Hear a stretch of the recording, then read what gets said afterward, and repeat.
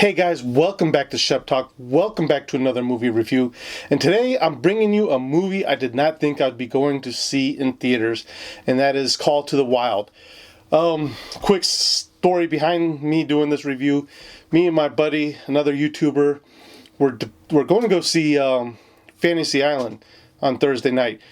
But for some reason, and I just have the feeling that the studio did not have faith in this movie, we're not showing it in any theaters for preview Thursday. And so we were like, crap, what are we going to do? And then he brought up the fact that he still had screeners for Call to the Wild. And we're like, screw it, let's go and let's head on over there.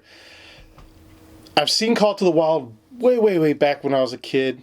I barely had a recollection of all about what this movie was about.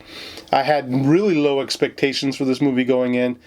So I just, I did not know what to expect from this Disney movie in the first 20th Century Studios production, because as far as I know, this is the first time that we've had the 20th Century Studios logo on the screen. So that was another interesting part.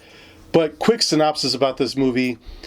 It is about really the dog Buck and about his journey from being captured, brought to the Great White North, learning to become a sled dog, and then really, finding that his place in the wilderness. And the movie, the trailers and the posters are slamming over the head that Harrison Ford is in this movie. And he is in this movie, but he's like in the second half of this movie.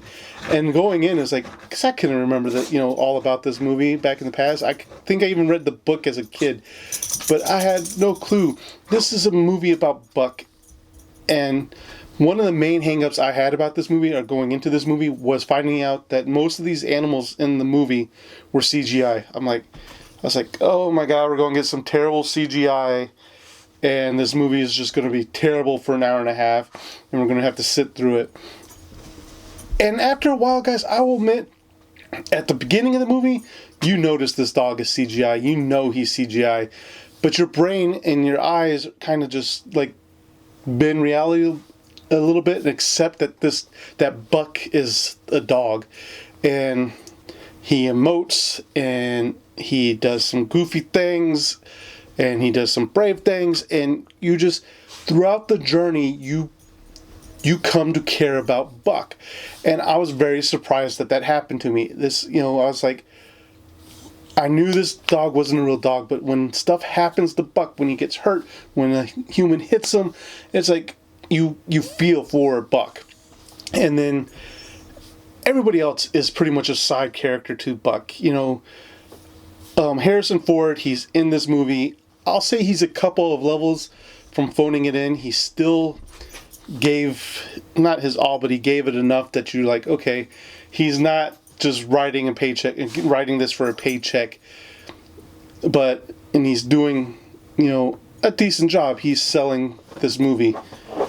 Some of the things I did not like, though, I forgot the actor's name, I'm sorry, that plays pretty much the villain in this movie, is pretty much a cookie cutter villain. There's really no character growth in there. He's just the villain. He's there to be the bad guy and set things in motion kind of thing. There are parts in this movie where the CGI just does not work.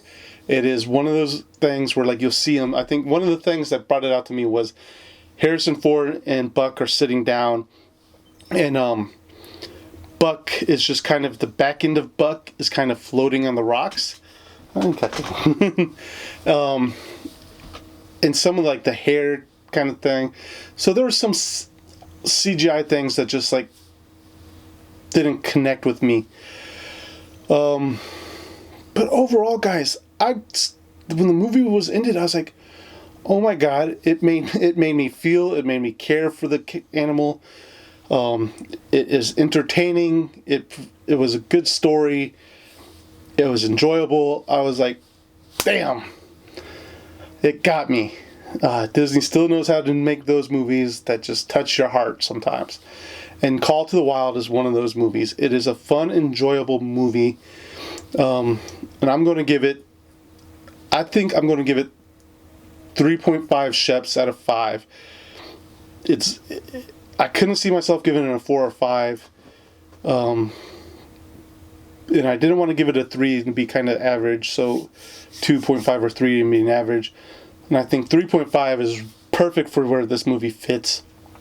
It's one of those movies where I say, if you got a lot of kids and you want to take your family to it, definitely see it as a matinee.